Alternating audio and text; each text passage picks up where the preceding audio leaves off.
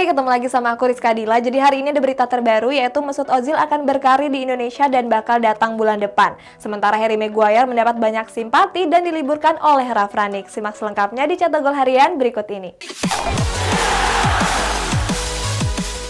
Berita pertama, pelatih baru Manchester United Erik ten Hag bakal mendatangkan gelandang Barcelona yakni Frenkie de Jong. Nah, masih di MU ada Harry Maguire yang mendapat pembelaan dari Mesut Ozil. Setelah resmi melatih Manchester United, Erik ten Hag langsung berbenah dengan mendatangkan sejumlah pemain. Terbaru ten Hag mengincar gelandang Barcelona yakni Frenkie de Jong. Pelatih asal Belanda ini memprioritaskan de Jong sebagai rekrutan terbarunya. De Jong sendiri bukanlah sosok asing bagi pelatih berusia 52 tahun ini. Sebelumnya ten Hag pernah menukangi de Jong di Ajax Amsterdam. Di musim ini de Jong sudah memainkan 27 pertandingan La Liga dengan menorehkan 3 gol. Harry Maguire dikabarkan mendapat ancaman kalau rumahnya akan dibom. Sebelumnya, bek Manchester United ini sudah melapor ke pihak kepolisian setempat. Maguire berharap kalau pelaku bisa segera diringkus dan mendapat hukuman yang setimpal. Kabar ini mendapat tanggapan dari mantan pemain Arsenal yakni Mesut Ozil. Lewat Twitter pribadinya, Ozil merasa terkejut dengan teror tersebut. Ozil merasa kalau olahraga nggak sampai mengancam nyawa seseorang. Dia juga berharap kalau pelaku bisa mendapatkan hukuman. Fans Manchester United membuat petisi yang mendesak klub untuk mencopot ban kapten Harry Maguire. Petisi di situs change.org tersebut sudah ditandatangani sebanyak 26.868 orang. Dalam keterangan petisi tersebut, mereka merasa kecewa dengan penampilan Maguire. Mereka menilai kalau penampilan Maguire nggak sebanding dengan harga pembeliannya. Selain mencopot ban kapten, mereka juga menyarankan klub untuk menjual Maguire. Elkan Bagot nggak tergabung ke dalam rencana Ipswich Town di musim depan dan akan segera dilepas. Kita pindah ke tanah air, ada Mesut Ozil yang akan berkarir di Indonesia pada bulan depan. Elkan Bagot selama ini lebih sering dimainkan di tim junior Ipswich Town.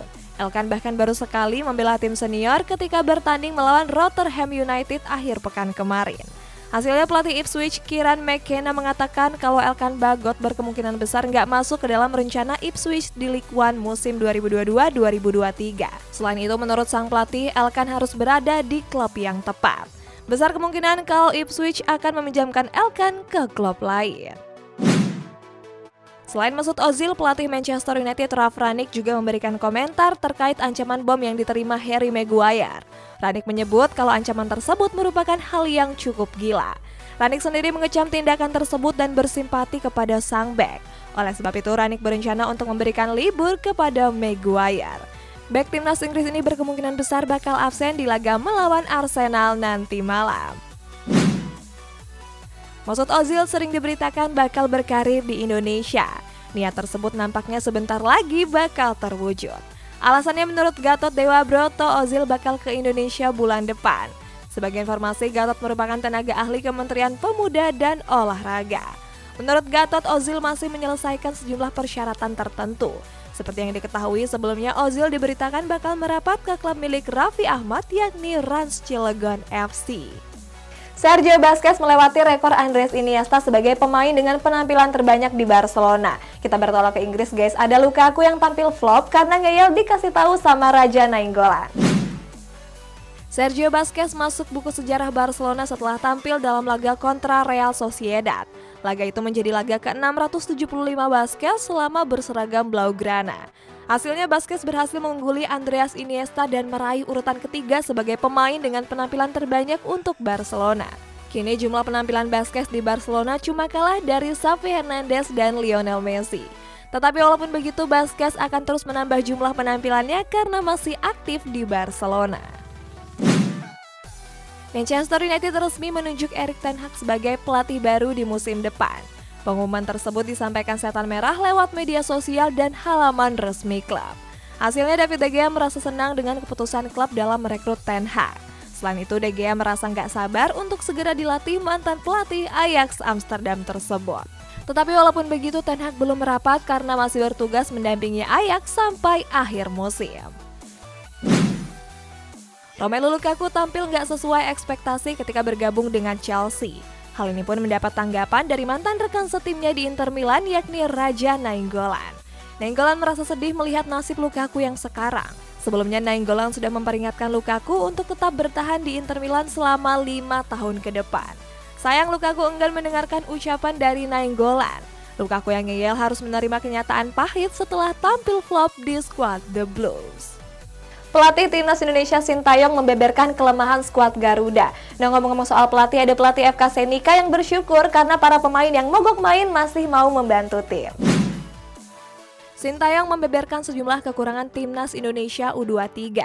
Kekurangan itu bisa dilihat pada laga uji coba melawan tim kampus Korea Selatan Andong Science College.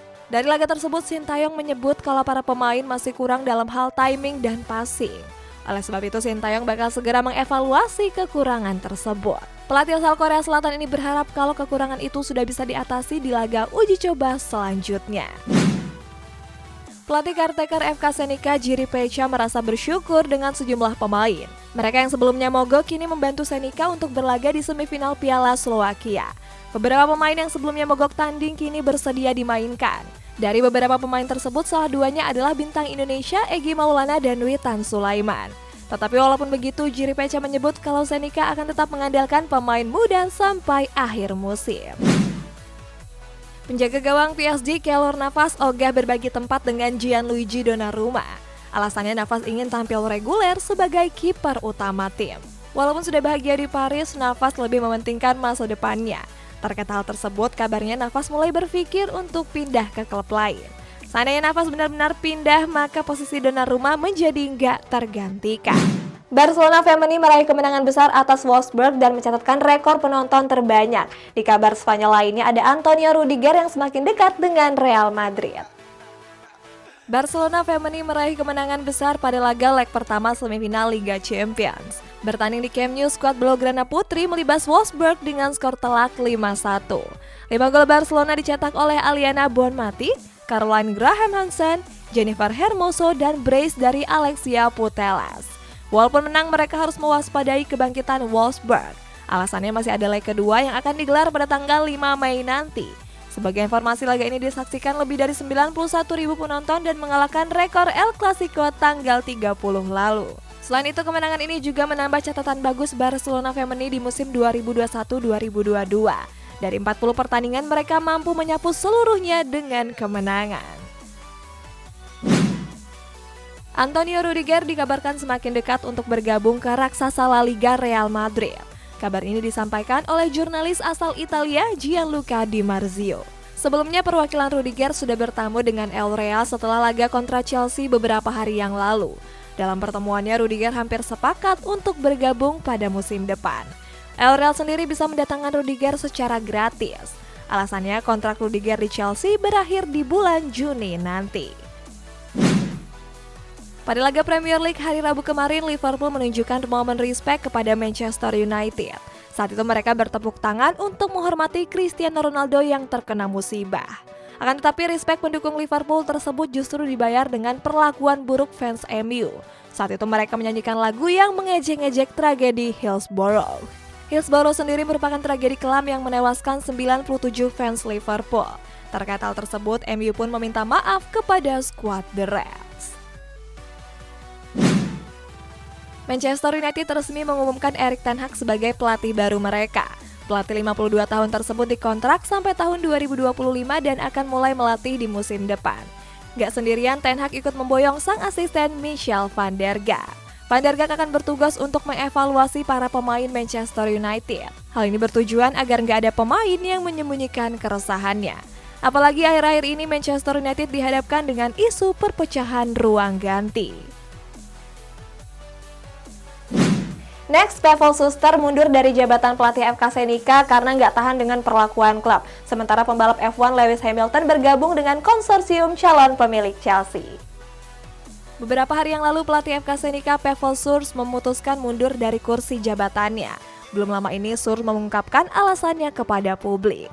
Surs mengaku mundur karena nggak tahan dengan perlakuan manajemen Senika yang belum membayar gaji para pemainnya. Sebelumnya, Surs juga melakukan mogok bersama anak-anak asuhnya. Surs bilang kalau gajinya sendiri belum dibayarkan oleh manajemen klub. Pembalap F1 Lewis Hamilton dikabarkan berminat membeli Chelsea.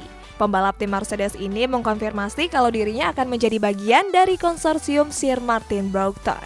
Keduanya disebut masing-masing menyumbangkan sekitar 10 juta pound sterling. Konsorsium Broughtton sendiri menjadi salah satu dari 3 calon pemilik baru Chelsea.